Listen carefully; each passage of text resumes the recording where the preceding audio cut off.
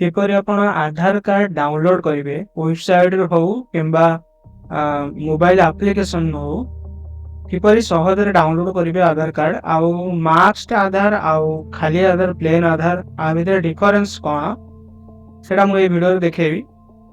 ଭିଡିଓକୁ ଶେଷ ପର୍ଯ୍ୟନ୍ତ ଦେଖନ୍ତୁ ନହେଲେ ଜାଣିପାରିବେନି। କିପରି ଆପଣ ଆଧାର କାର୍ଡ ଡାଉନଲୋଡ ନିଜ ମୋବାଇଲରେ କରିବେ ଆସନ୍ତୁ ଜାଣିବା। ପ୍ରଥମେ ମାଇ ଆଧାର ଲେଖିବେ ଗୁଗଲରେ ମାଇ ଆଧାର ଲେଖି ସର୍ଚ୍ଚ କରିବେ। ମୁଁ ମୋବାଇଲ ସାଇଜ କରିଦଉଛି। ମାଇ ଆଧାର ଏଠି ଲେଖା ହେଇଛି ମାଇ ଆଧାର ଏଠି କ୍ଲିକ କରିବେ। ଏଟା ଆଧାରର ଅଫିସିଆଲ ସାଇଟ ଖୋଲିଗଲା। ଅଫିସିଆଲ ସାଇଟ ଖୋଲିଲା ପରେ ଏଠି ଲେଫ୍ଟ ସାଇଡରେ ତିନିଟା ଗାର ଅଛି। ତିନିଟା ଗାର ଉପରେ କ୍ଲିକ କରିବେ। ମାଇ ଆଧାର ଉପରେ କ୍ଲିକ କରିବେ। ଆଧାର ଅଥେଣ୍ଟିକେସନ ହିଷ୍ଟ୍ରି ଆଧାର ଅଥେଣ୍ଟିକେସନ ହିଷ୍ଟ୍ରି ଲେଖା ହେଇଛି। ଏଠି କ୍ଲିକ କଲା ପରେ ଆପଣଙ୍କୁ ଏଇ ସାଇଟଟା ଖୋଲିବ। ଏଠି ଲଗ୍ଇନ କରିବା ଅପସନ ଅଛି। ତଳକୁ ଗଲେ ଡାଉନଲୋଡ ଆଧାର ଲେଖା ହେଇଛି। ସେ ଡାଉନଲୋଡ ଆଧାର କରିବାକୁ ହେଲେ ଏଠି ଆଧାର ନମ୍ବର ଦେବେ, କ୍ୟାପଚା ଭରିବେ, ସେଣ୍ଡ ଓଟିପି ଉପରେ କ୍ଲିକ କରିବେ। ଆପଣଙ୍କର ଆଧାର କାର୍ଡ ଡାଉନଲୋଡ ହେଇଯିବ।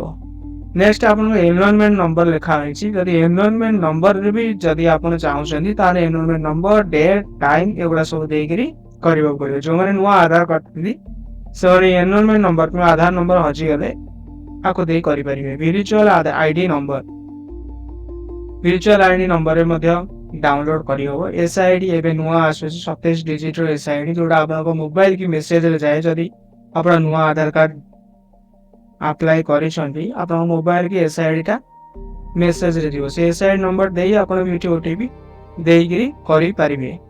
ତ ଯଦି ଆପଣ ମାର୍ଚ୍ଚ ଆଧାର ଆପଣ ଦେଖିଥିବେ ଆଧାରର ଫାଷ୍ଟ ଆଧାର 12ଟା ଅକ୍ଷରରେ ଆଧାର ନମ୍ବର 12ଟା ଅକ୍ଷର ତା ଦେହରେ ଫାଷ୍ଟ 12ଟାରୁ ଫାଷ୍ଟ 8ଟା ଛକି ଛକି ପଡିଥିବ, ଲାଷ୍ଟ 4ଟା ଶୋ କରୁଥିବ। ସେମିତିକା ଆଧାର ବହୁତ ଜାଗାରେ ଏବେ ଦରକାର ହଉଛି ଆପଣଙ୍କ ଆଧାର ସେଫ୍ଟି ପାଇଁ।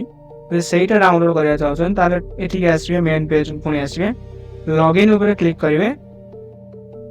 ଲଗ୍ଇନ ଉପରେ କ୍ଲିକ କରି ଏଠି ଆଧାର ନମ୍ବର ଦେବେ, କ୍ୟାପଚା ଭରିବେ। ମୁଁ ମୋର ଦେଇକିରି ଲଗ୍ଇନ କରି ନେଉଛି। ଏଠି ଲେଖା ହେଇଛି ଡାଉନଲୋଡ ଆଧାର। ଏଟା ମୋର ଲଗ୍ଇନ ହେଇଗଲା। ଡାଉନଲୋଡ ଆଧାର ଉପରେ କ୍ଲିକ କରି ମୋ ନାଁ ଗାଁ ଠିକଣା ଏସବୁ ବାହାରିଛି।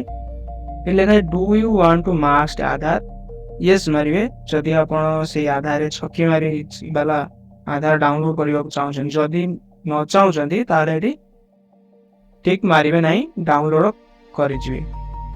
ଏଠି ଡାଉନଲୋଡ ଦେଖଉଛି। ଡାଉନଲୋଡ କରି ଆପଣ ଆପଣଙ୍କ ନିଜ ଆଧାରକୁ ଡାଉନଲୋଡ କରିପାରିବେ। ଆଉ ଆପଣଙ୍କୁ ମୁଁ ଦେଖେଇବି କିପରି ମୋବାଇଲରେ କରିବି। ମୋବାଇଲରେ କରିବାକୁ ହେଲେ ପ୍ଲେ ଷ୍ଟୋରକୁ ଯିବେ। ଏମ୍ ଆଧାର ଆପ୍ଲିକେସନ ଅଛି, ସେଇଟାକୁ ଇନଷ୍ଟଲ କରିବେ। ଇନଷ୍ଟଲ କଲା ପରେ ଆମ ଆଧାର ନମ୍ବର ଦେଇକି ମୋ ଓଟିପି ଆସିବ। ଏଠି ଡାଉନଲୋଡ ଆଧାର ଆପ୍ଲିକେସନ ମାଧ୍ୟମରେ ବି ଆପଣ ଆଧାର ଡାଉନଲୋଡ କରିପାରିବେ। ଯେତେବେଳେ ଆପଣଙ୍କର ଅର୍ଜେଣ୍ଟ ଦରକାର ପଡୁଛି ତାହେଲେ ଆପଣ ଏଇ ଆଧାରକୁ ଡାଉନଲୋଡ ଆରାମରେ କରିପାରିବେ। ଯଦି ମୋବାଇଲରେ ସାଇଡ ସ୍ଲୋ ଅଛି, ସାଇଡ ଖୋଲୁନି, ଆପ୍ଲିକେସନରେ ଭଲ ଭାବେ ହେବ, ଆପ୍ଲିକେସନରେ ବି କରିପାରିବେ। ନେକ୍ସଟ ଭିଡିଓରେ ମୁଁ କହିବି କିପରି ଭାବେ ଆପଣ ବିନା ଓଟିପିରେ ଆଧାର କାର୍ଡ ଡାଉନଲୋଡ କରିବେ।